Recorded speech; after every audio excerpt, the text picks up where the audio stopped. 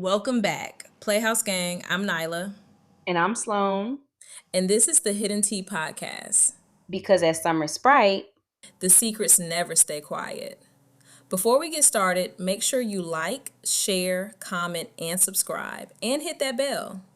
and if you want the real exclusives, early episode drops, behind the scenes content, and updates before anyone else, go over to patreon.com/Kata Playhouse.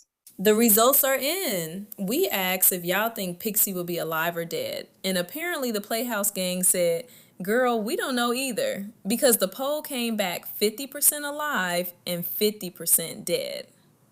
Episode 3 says, Child, I just don't know anymore. Episode 3 was a lot. We hit the ground running in this episode. Should I start it off or should you? The floor is all yours, sister. Go ahead and get us started. Okay, guys. This episode picks up where it left off. Them at the police station. Everybody is getting questioned about Pixie's whereabouts. We have Imani asking, why are the police questioning them? You have Michelle that instantly asks for a lawyer. Then you have Zay saying, he doesn't even know them. He just came down to visit his friend. You have Officer Tenpenny, Pulaski, Heroine, and Noah asking the questions. They all get released because, yet again, they were in Miami the time Pixie was kidnapped. Diamond points out that Kane has been missing in action, and everybody basically agrees that once they got off the plane, nobody has heard or seen of him. Then, boom, ends a new character, Pixie Mom. She walks into the police station and instantly notices Michelle, which she calls her name. Even though Michelle never met Pixie Mom, she knew exactly who she was when she looked over. Michelle and Pixie mom exchange numbers, and she tells them if she gets an update on her daughter, she will let them know. And Michelle basically tells her the same. In comes Pixie dad, and he is livid, as he should be. He walks in cussing, asking, where the fuck is his daughter? And the police tell him there will be no cussing in the station. Officer Tenpenny steps in and tells Pixie parents they can follow him to his office for updates on their daughter. As if he got any the fuck. Motherfucking police sorry as hell. He needs to have people canvassing the areas trying to find our girl Pixie instead of his ass interviewing people that were miles away. Like, make it make sense. But next scene is Amari and his cousin Chase. As y'all remember, Chase just got out of prison for essay of Amani years ago. We still don't know if Amari know who the victim is or not, but this shit is still fucked up regardless. And on top of that, nobody knows about Chase other than Amani and Michelle and Pixie. Right. I think Amari may or may not know. I mean, if it was me, and I wouldn't be hanging around Amani, knowing my cousin did some fucked up shit. But anyways, Chase and Amari meet up at Starbucks, and it's basically just to catch up. Amari tells Chase he was just at the police station, and Chase, of course, panicked and asks why. Amari tells Chase one of his friends got kidnapped and they were questioning us. They talk a little bit more, and Chase tells Amari he had to register as a sex offender, but he wasn't going to let that hold him back. Hell, it needs to hold you back. Hell, he needs to be put back in jail. We cannot forget he is literally harassing Amani, sending her threats, etc. The group gets word that Pixie is finally being talked about on the news. They released the picture that got sent to Michelle and basically said, if anyone has any information, please come forward. The group was unpleased by the news release, and Michelle brings it up again. I think Jade got something to do with this, and it gets ignored. Then Imani says she thinks it's Kane more than anybody that has something to do with Pixie kidnapping. And Diamond expressed she wished Pixie would have got her abortion like she wanted. Here come the two most hated of the series, Kane and Sasha. Kane goes to visit Sasha, and as soon as he walks through the door, Sasha tells him she knew he would be coming sooner than later. Kane is pissed. I would say full of rage, but I get it though. Sasha got his baby mama kidnapped. Like, that's some crazy shit. all because she had to get an abortion and Pixie didn't. Kane explains to Sasha that the streets don't even get this dirty. And Sasha is still stuck on the fact that she thinks Pixie is walking around like the queen because she is having Kane baby. Girl, don't nobody want no damn baby by this bum ass nigga. Like, please get a grip. Sasha been a bird brain though. This is nothing new. Sasha tells Kane that everything is out of his control and he might as well give it up and turn himself in for Shane murder and the kidnapping of his baby mama. Bitch, I forgot that Kane unalived Shane Rivers. Diamond bother. Diamond still doesn't know, does she? Nope, Diamond doesn't have a clue that it was Kane that actually did it. Hence why Sasha is sitting in jail. They think she did, but she only set it up, but it's still the same thing. Kane tells Sasha that she's not getting out either because she's an accessory to murder. And Sasha replies, less sentence, bitch, and that they are trying to give her life. Right before Kane is leaving, he asks Sasha where Pixie is, and she tells him to figure it out and that she doesn't have long. That sends Kane into an uproar, and he ends up leaving. The next scene is Big Red and Reg. Shit has completely hit the fan, and Reg's face is all over the news with his picture of Pixie and him. Big Red says that Sasha set all this up so they can all go down, and Reg is confused on who he is talking about because he isn't going down for shit. Reg suggests they kill Pixie and skip state, but Big Red questions that because Reg's face is all over the news. Reg suggests they take the underground. Big Red said he's going to make some phone calls to prepare the underground and they need to be ready to kill Pixie by tomorrow. First of all, what the hell is the underground? And also, killing Pixie is insane. I don't understand how this helps them at all. These niggas can't be street niggas for real. They doing it all wrong. Now, bitch, this is where it gets heated. We have a new character coming into the series. Cameron appears on the screen. He's having a conversation with Kirk, which is interesting. He's telling Kirk he just wants him to come down and hear his new single, and let's talk business afterwards. Of course, Kirk asks Cameron what he can bring to Hood Rich Entertainment, when in reality, the question should be, what can Kirk do for Cameron? Because no shade, Kirk isn't a good manager at all. Yes, I noticed that. Kirk really isn't a good manager. We haven't seen Rocky do anything big other than his music video and the award show, and even those were flops. Cameron tells Kirk if he just comes down here and listens to his music, it will tell him everything he needs to know. I fear that Kirk might just drop Rocky from the label and get a new artist, which will be Cameron. Which I don't blame Kirk either. He has to do what's best for his label and brand. Cameron tells Kirk that right now, all he has signed to Hood Rich is Rocky. And no shade, he's not enough. You need someone who can bring more attention. I honestly like how Cameron is being an advocate for himself because, yes, put yourself out there.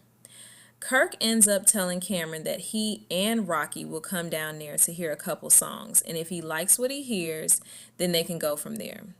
Kirk tells Cameron no promises, but they will be in touch. Boom.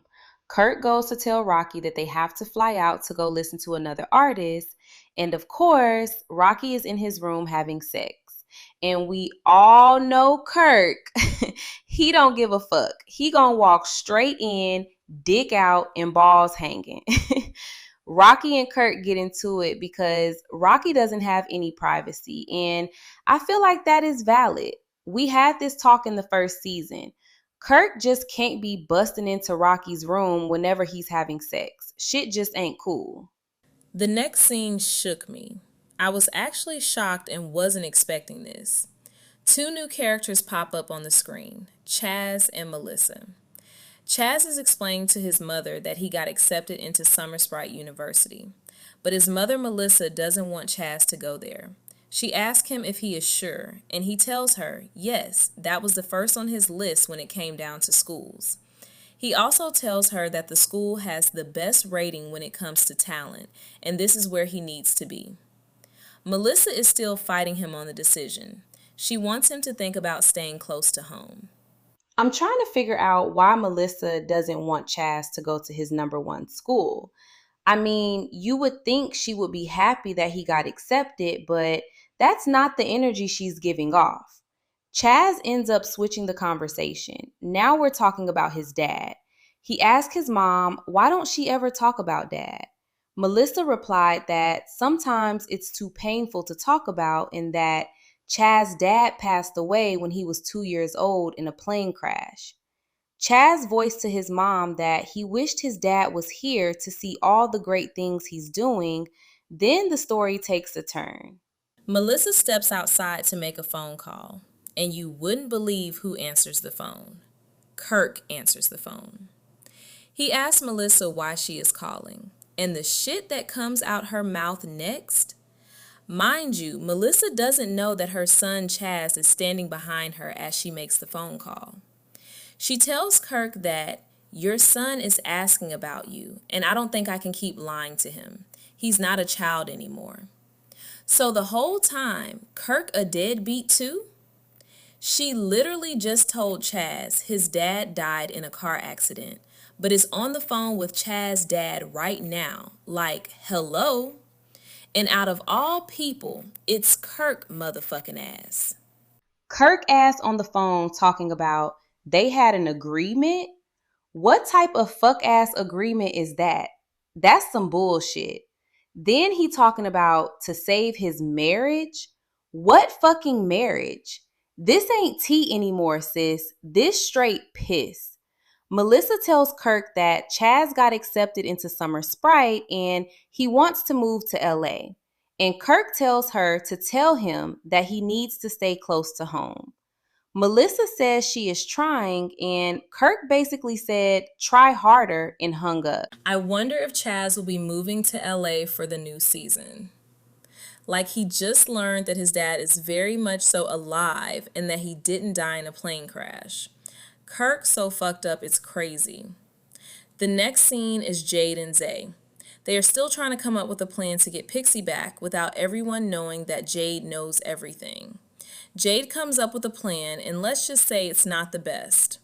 Hell, I guess it will do for now. Kane and Rocky finally meet up. Not gonna lie, I've been waiting for this.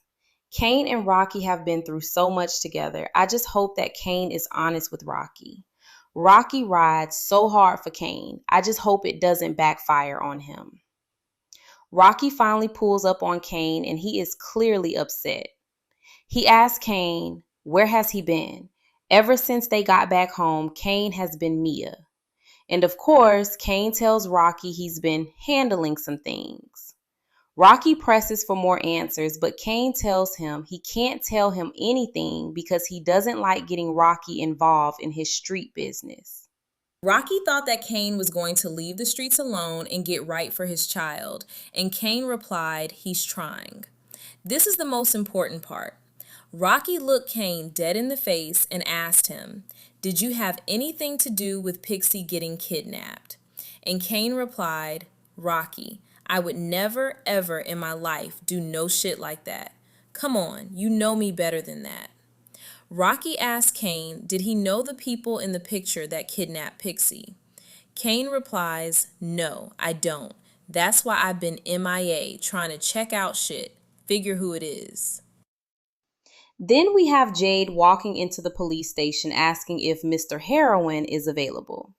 I'm assuming she's about to turn Kane in, but then the camera pans back to Rocky and Kane conversation. Rocky asks did Kane kill Diamond Brother? Kane replies, what, you got on a wire or something? All these fucking questions?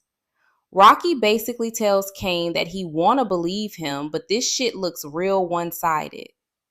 Then we're back on Jade talking to Officer Heroin. Jade explains to Officer Heroin that she may have information on Pixie disappearing. Jade tells Officer Heroin that she needs something from him in return, and he asks her what is it that she needs in return, and she tells him that she wants this to be an anonymous tip and for her records to be cleared of any visit. Officer Heroin asked what he gets in return, And then we get a sex scene. So Jade back at it again with the sex, I see. The camera pans back to Kane and Rocky, and Kane tells Rocky that he loves him and will forever support him. He tells Rocky that he got some business to handle and this shit may get ugly, but he promised he is going to be around forever. And then they part ways. And the last scene is Jade sitting in her car praying to God that this doesn't backfire on her. Then the screen goes black. Episode 3 was truly a lot, and I don't know how to feel. Yeah, same. For some reason, I feel very heavy about this episode. We have one more episode left of season 2. Then Playhouse Gang, y'all are all caught up and ready for season 3. Tonight poll is, do you think Rocky knows Kane is lying to him? Head over to the community tab on YouTube and vote now. And if you want exclusive content, early drops, behind the scenes tea, and insider updates, join the Tier Playhouse Gang. Don't forget to comment, like, and subscribe. See y'all next Monday for the next recap.